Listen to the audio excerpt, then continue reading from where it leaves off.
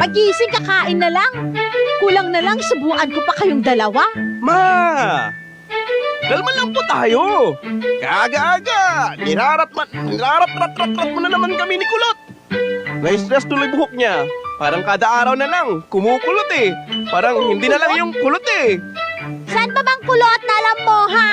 Siyempre, Nay. Grabe ka lang. Makatanong ka naman. Pati yung buhok mo, kulot ka naman. Kanino ba kami magmamana? Eh, di sa'yo din. Hindi kaya. Hindi naman kulot si tatay eh. Si tatay ang straight ng buhok. Ikaw, sobrang kulot. Basta, gisingin mo na yung kapatid mo. Magtrabaho na kayo. Nay, puyat kami nag-ML kagabi. Yan ang mahirap Sabado sa inyo. naman ngayon, walang pasok eh. Puro ML kayo ng ML. Sige, kainin nyo na yung ML nyo. Man naman. Oo, timpla mo nga ako ng kape. Tingnan mo, kapal pa ng mukha mong anak. Inutusan na ba yung nanay mo? Patimpla lang ng kape.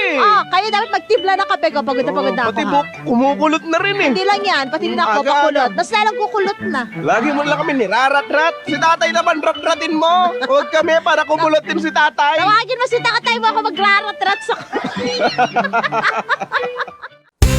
Barangay LS 89.3 Forever